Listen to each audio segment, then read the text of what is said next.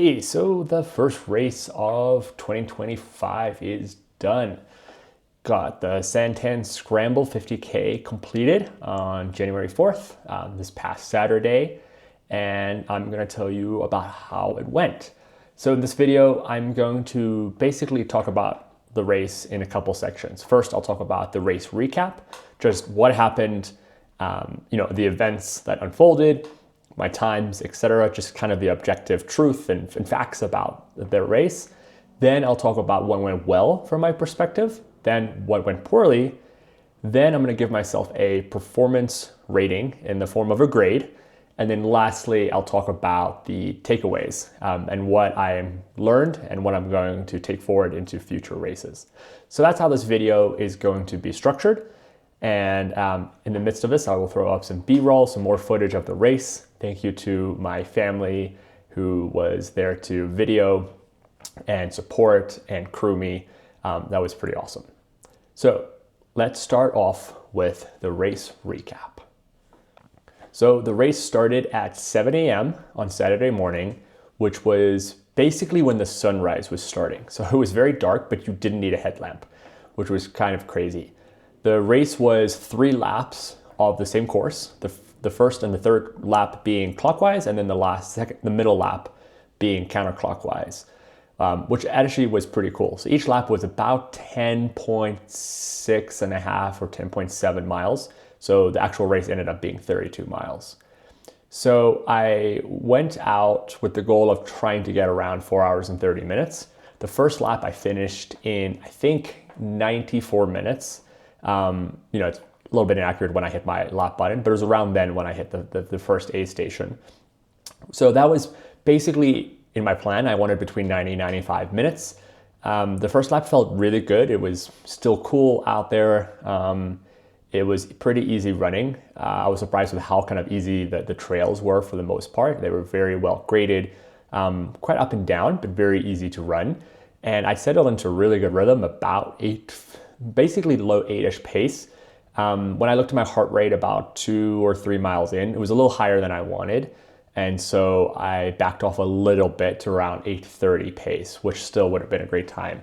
And so I decided I don't want to go out too hot. And so I settled in there, which was around low 170s, which for me is a pretty typical heart rate for this kind of thing. I can maintain low 170s for a few hours.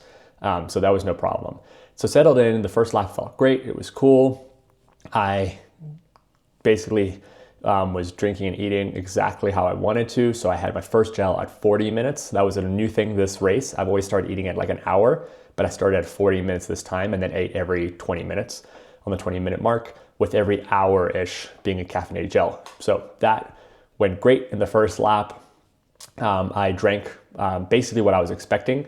So 750 milliliters across the first lap. That was awesome. And it was great. The first climb is super steep. The main climb on every lap is super steep. It's about a mile and it averages about 15%, getting up into the mid-20s. And that was awesome. I passed some people. I felt really good going up it. I love the steep stuff. So that was great. It felt awesome. The backside was pretty loose and scree. And I think it's one of those descents that you either have to full send or you have to go pretty carefully. And I probably I need to learn how to full send them. I was pretty careful there though on the first lap. And so that kind of took away my pace a little bit, but got into the aid station at 94 minutes. My wife had everything set up for me. So it was a really easy drop my arm warmers, my bottles and the trash from my first gels and grab the new ones and go. So as you'll see here, really fast turnaround, Formula One style, Red Bull, 3-second turnaround, not quite 3 seconds, but it felt like it was that.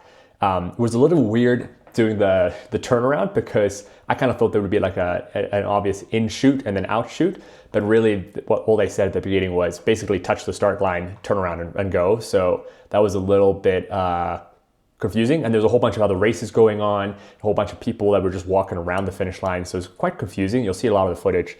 There were just people walking everywhere and not really paying attention to runners coming through. So That was a little annoying, but at the same time, it's a low key race, so that's what you get. It's not a big deal. And kind of in the moment, I wasn't that annoyed at all. And then watching the videos, I was like, wow, I had to weave around a bunch of people. But yeah, so I went out the first lap after to start the second lap feeling really good. Hit the climb immediately on that second lap. So the big climb is at the end of the first and third lap, at the beginning of the second lap. Not a problem. Went really well. At that point, I kind of settled into like 6th through 8th or something like that, around 6th, I think, overall. Was doing great. Descended again was a little trickier. The descent on the other side is longer, so it's a longer climb on the clockwise side. So it was a little longer of a descent. That was tricky. A lot of hikers were out, which is awesome. It's awesome to see people being active. So I'm never upset about that. It just, creates a little bit more things you have to think about, but it really wasn't a problem. And I was settling back into the groove, was doing well, was thinking about eating and drinking, etc. And I got to some really smooth trails, and then I wiped out. So lap 2, just completely Superman, nothing technical. It was one of those where you just hit a rock that's just waiting for your feet, and you just accelerated to the ground. I mean, it's like that. I was on the ground, landed on my right side, which if you watched my previous video, I sprained my wrist, really hurt my elbow, and I landed on all that again. Pretty shocked in the moment, really upset. Like I was mainly just mad at myself and mad at what had happened, because I was like, this is the last thing I needed. And I'd been so careful on the technical stuff, and then this happened. But another competitor stopped to help me up. A mountain biker stopped as well, gave me some water to dust me off a little bit. But I actually cut my knees pretty badly. My shoulder was bleeding, my elbow was bleeding, my knees were bleeding quite a bit. I mean, not like a lot of blood, but I'd taken a big fall. Luckily, my elbow, for the most part, I hadn't hit it hard like I had on the mountain bike accident. So I knew nothing was wrong. I was like, oh, this is just super annoying. So I had to pick myself up and start running again. Bright side is that I didn't hit a cactus. This is the desert in Arizona. There's cactus everywhere, and I didn't hit a cactus. So honestly, not a bad spot to wipe out. And yeah, so that kind of annoyed me. And I was just thinking about the lost time, right? I don't know how long I was on the ground, but it probably lost me 3 minutes or so, just sitting there and trying to get back up and etc. Things were settling back in, and about 2 miles later, I wiped out again. This time we're going slight uphill. I hit a rock and just stumbled. Not as bad of a wipeout, kind of a more slow motion, trying to catch yourself. But I skinned my knee again in more places, and my knee started bleeding again. And again, it just kind of like jolted me out of the smooth nature of the running at that point. Like, it was just very jarring. And I was really annoyed. That one I took a little bit longer, tightened my shoes, not because that matters, but it just felt good. And I think that one, I know I was about to eat, and so I'd just taken out a goo, and I'd looked down to find the crease to tear, and that's when I hit again. I hit a rock and wasn't technical, so entirely my fault there. But it happens. And the same runner that had picked me up the first time, that had gone forward and I'd passed him, came through and was like, dude, why are you on the ground again? So that was a little bit embarrassing. But again, very nice. Whoever you are, thank you so much for stopping. I appreciate that. Yeah, and at that point I was, I hadn't thrown in the towel, but I was like, oh, this is really affecting the race. But I picked up, kept going, a lot more mentally focused on not crashing again, and kept running. I came through in that second lap at an hour and 43 minutes, so an hour and 3 minutes. So 9 minutes slower than the first lap, which if you take the two crashes, kind of readjusting to those, the kind of shock, etc., isn't bad. I would say I was pretty happy with that, to be honest. And yeah, so coming to the aid station, super dirty, as you'll see in the footage, super dirty, shoulder cut, knee cut. But aid station again was fast. I had everything ready to go, swapped out. At this point, though, it was getting pretty warm. So I signaled to my wife that I was going to change hats, and I planned on that. I had a bucket hat. Actually kind of wish I'd brought my really wide brim hat that I like when it gets hot, but I didn't think it was going to get that hot. But it started feeling really warm. I think it was in the low 70s or high 60s, but it felt warm. And so I got some water dumped on me. We'll talk more about that later. Turn around, ran out. So important in these aid stations to not dwell, not sit there, not take any more time than you need. You got to just get in and out and get out of your head and not feel sorry for yourself or start to think about how tired you are, etc. So started the third lap feeling pretty good for the most part, but starting not great and starting to feel quite tired. And that was kind of the story of the third lap, unfortunately, was just feeling tired, feeling like the race was slipping away from me. And that third lap was fairly slow. And yeah, I didn't, stop or walk or anything, but I was slowing down. The one aid station, I got some cold water on my neck. The next aid station didn't have any. I was drinking more water at this time. So in the second lap, I had taken 2 bottles. So I drank both bottles. So 500 milliliters per 45 minutes. I probably should have increased that. But then the third one, I drank a bottle every 30 minutes and filled up right before the last kind of 30 minutes. And so that was a good call. And I drank all the water. In my water, I had, sodium and electrolytes and some carbs. So I was doing a really good job on the sodium. I also popped 2 sodium pills on the third lap, 250 milligrams each, about an hour apart. That really helped my legs feel okay. But at this point, I was just starting to feel tired generally, and my hip flexors were actually really, really tired. And that was weird. My legs weren't tired, but like the hip flexors were so tired. And that was surprising and kind of threw me off a little bit. And just kind of you start to have the race slip away, and it's hard to stay mentally on there. If I knew I was still on pace for 4:30, maybe you can go into another gear, but I just couldn't do that. And that's okay. So, I come through, the final climb pretty hard, pretty slow compared to my first one.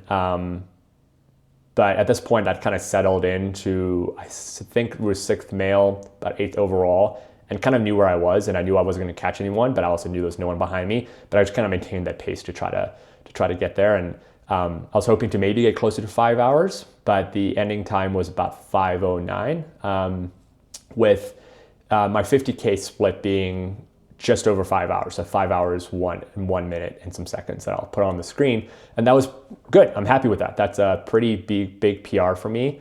I think it's like a 9 or 10 minute PR, maybe a little bit more. And so that was pretty good. It was a long course, so 32 miles overall. But I was tired, definitely very tired coming in at the end. But yeah, so that was the story of how that went. Lap 1, great. Lap 2, not so good. And lap 3, falling apart a little bit, but not a complete falling apart. Like still coming in running, still feeling okay, still feeling like I could keep running, but definitely kind of over the run and the race at that point.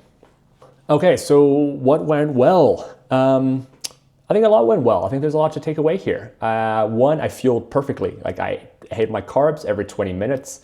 So stayed at 90 grams of carbs from the gels, and then about 20 to 30 from the bottles of fluid that I was drinking. So that was good. I also had an extra gel that I always bring, which was good because I was slower than I expected. And so having that extra gel was great, and it was a caffeinated gel, and that really helped. So fueling went well. I think the hydration for the most part went well. My only regret, as we can talk about in a second, is probably not drinking more on the second lap.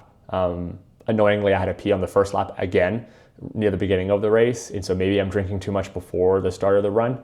But for the most part, I think hydration and fueling went really well. I felt really smooth on, for 2/3 of the race, so I ran well, and I think that is a great takeaway as well. One of the things that went really well was the crew pit stops. Coming into the aid station at the end of every lap, having my family there, my wife we had a table that we'd set up. We had everything documented.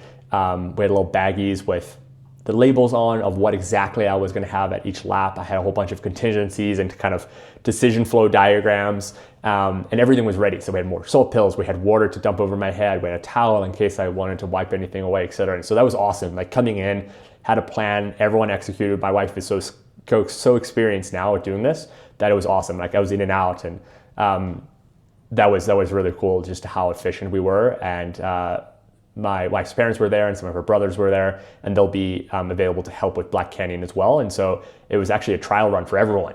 And so it was really cool for that, for us to have practice together and it go so well. And so that's probably one of the things I'm most proud of. I'm most happy with what that occurred in the race. And I PR'd. It's sea level, and so I'm putting an asterisk on my own PR here, but I PR'd by quite a lot. And if I think about what I managed to do barely over a year ago, so like a year and 2 months, in November of 2023, I went, I think, around 6 hours for a 50K at sea level in Ireland. Actually 6 hours it was a 46K technically. So getting faster, and felt good, and felt like I was meant to be there, meant to race, which is cool. I didn't have as much of an imposter syndrome as I think many runners do. It's a big distance and it's a lot to run, and it felt like, cool, I'm here to run. So I think mentally going in, it just felt like a run, like a race that I was there to complete and do well. And then lastly, I'm happy with how I recovered from the crash, from the wipeouts. Very unideal, but I don't think my performance in the third lap, was because of the crashes necessarily. My coach mentioned that there's, when you have a giant spike in cortisol from a crash, that can affect your performance later. So it probably did affect me somewhat. But I think there's other factors for what affected me, and I'll talk about those in a second. So for the most part, I think there's a lot that went well, and I, again, solidified how I approach these races, how I fuel, how I hydrate, etc. And I felt really good about that. And also it was great practice in the desert environment. So that's really important for Black Canyon. So just a really good training race. The course profile, the type of terrain, the type of climate, perfect for training for Black Canyon. So that was really, really great. Now for what went poorly. I think one of my biggest thoughts looking back was the fact that I don't have as much practice running the pace that I did at the beginning in the first lap. So, mid-8s, low mid-8s, in a long distance trail ultra. When I'm training in Flagstaff, there's a lot of climbing. So there's a lot of changing of paces up and down, big mountains, and fast and steep or slow descents, and you're changing pace a lot. And so even though my overall pace will be pretty, can be, mid 9s or closer to 10s in Flagstaff, I think there's a big difference on the body when you're running much faster because you're at sea level, and also because the majority of the course was not very steep up and down. They were very gentle rollers. And so I was running fast compared to what I would do for longer stuff. And I'm used to running fast in workouts and the half marathon, but that's much shorter time window. That's like an hour and a half. So one of these loops was an hour and a half, and then I tried to do that 3 times. And so I just don't think I had as much practice running on a fast runnable course. And that's a big awakening for me, a big learning, because Black Canyon is very runnable. And so I need to get my body ready to run fast like that. And obviously it's not fast, but run in that steady state for a long time. So that went wrong. Obviously the 2 crashes, wipeouts, that went poorly. Not great, but that happens. I think I should have drinking more in the second lap. I did a bottle every 45 minutes. It was starting to get warm. I think I should have done it every 30 minutes then, and been okay with having to stop and pee again, which I was trying to avoid, and that was a silly thing to avoid. So I should have had more there just to kind of get ahead of some of the hydration. And I should have also made sure that I got covered in water at the end of the first lap. It was still coolish, still some shade, etc. But I should have just gotten really ahead of staying cool, and that will be really important in Black Canyon. So those are the things that went poorly. And overall, the race itself wasn't great in terms of the performance, but those are the main things that I think went poorly within the race. Okay, so performance grade. This is going to be something I'm going to do for all my races this year. I think it's kind of fun. You've got to be your own biggest critic and figure out how to learn. Not everything is roses. And so what is my grade for this? I'm going to give myself a B+. I thought about a B, but I think a B+ is good. I did PR my 50K time. I did have overall good race, and I did have some adversity, some of that, most of which was self-inflicted with crashing, but also getting warmer than we had expected. For the most part, race did good. I did good. Learned about what I need to do better for Black Canyon. So as an overall experience, it was great, but my performance was a B+. It wasn't great. Could have done better. It doesn't really matter, but it was a B+, and I think that's an okay grade to get for this one. And lastly, takeaways. I think I've said a couple of the takeaways already in this video, so we'll go quickly through them.